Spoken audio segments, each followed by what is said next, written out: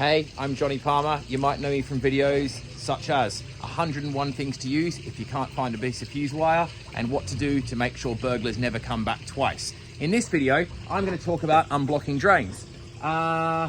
First thing, why am I unblocking the drains? The reason is because it needs to be done. And leaders, property owners, and business founders need to do whatever needs to be done to keep things operating. That's why I'm here on a Sunday, unblocking the drain.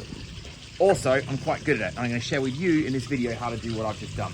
Okay, luckily we have a drain unblocking kit. In this kit we have rods, these things here, with a hooky thing at the end. The way you use this is you screw the rods together and you put the hooky thing at the end and you can pull things out of drains. That's your most basic tool in drain unblocking. But this is the main kit you're going to use. This is a pressure washer. You plug the garden hose into this bit of fitting here. There's a pipe that's already attached that comes out, and this, note the size of this. I'm going to keep this video quite quick. If you need to see detail, just pause on the shot where I'm talking about the thing. This thing goes into here like so. You push it down and you have to push the yellow button to run the cable in to this device, which is called a lance. This thing's the lance, okay? You pull the trigger on that, high pressure water comes out. Then we're using a thing called the pressure rod, which is this hose here. Now this goes into the end of this thing. Just note the layout of that. It's what's known as a bayonet fitting. You push it in and you, hang on, sorry about the angle here, and you twist it. And it goes in like this. It's very hard filming and doing this at once, but I guarantee with two hands it's easy. Now it's in there. Okay, now we get power into the pressure washer. You can figure that one out yourself. Get the garden hose. If there's no fitting on the end, put one on. I've got one just over here. Let's just put the camera down here for a moment. Right, here we go. It's flowing at the moment. Best to turn it off, but I've done this plenty of times before, so I know how to do this. Put the garden fitting on, which should be on there all the time anyway, and screw it on, right? Now you can watch in the distance here, me attaching it to here like this. Now we've got water going to the pressure washer. I'm going to flick the pressure washer on. It buzzes a bit to pressurize the system. I'm going to show you now, from a distance, how this rod works. Okay, so I've got the lance in my hand, here's the pressure hose head, and I pull the trigger, it's going to blast water everywhere. I'm going to hold it away from me. Watch this. What it does is that. You see there, it's spraying water against the hose, so the hose will go up the drain. Now, I'm going to show you from a different angle here. What you have to do is find where the drain's blocked. In this case, it was that one, and there was no flow coming through here. You then get this rod. It's very tricky with one hand. You put it in the drain like this, just down a little bit like that, so it's gone in the hole, and then you pull the lever on the lance. What's going to happen now is that rod is sucking itself down the drain. You then whack it through again, and the pressure is pushing the hose up the drain. And if you pull it backwards and forwards, it taps away at whatever's blocking that drain until eventually it comes whooshing out. It's strangely and creepishly satisfying when that happens.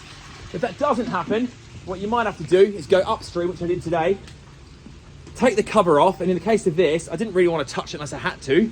I sprayed it to break down the toilet paper and poo with a hose so it just washed down the drain. What I was looking for was, is there anything dodgy in there, like sanitary towels or nappies or bits of string or God knows what? Luckily there wasn't. It was just way too much toilet paper.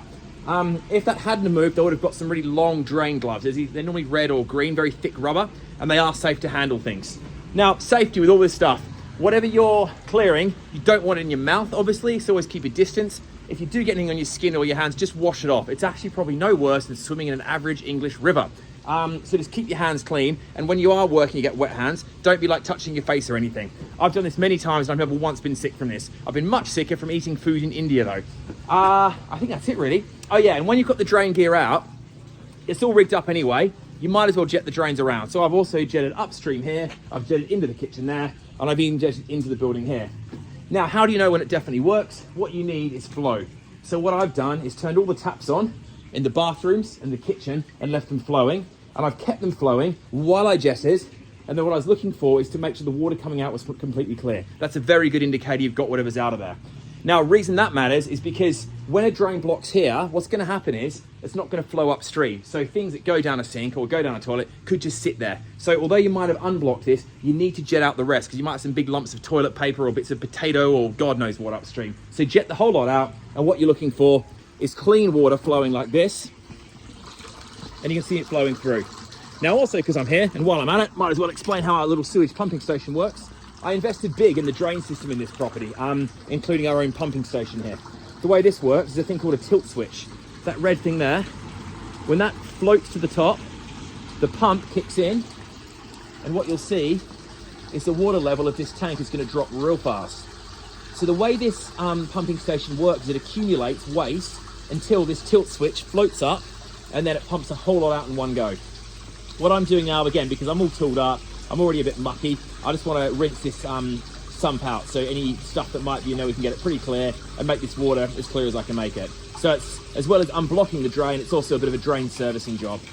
Right, now how to avoid this. This drain system and most commercial drain systems need preemptive maintenance. You don't just wait for a drain system to block up, then deal with this. It's actually really annoying, and chances are your drain's gonna get blocked on the worst possible day, such as the day of a really important client meeting. So once a year, jet the drains preemptively, do everything I've done here, jet them out, let the water flow through, make sure it's clear, check the pumping station, check everything, and then you will never get a blocked drain because you're preemptively cleaning them so any blockages are gone.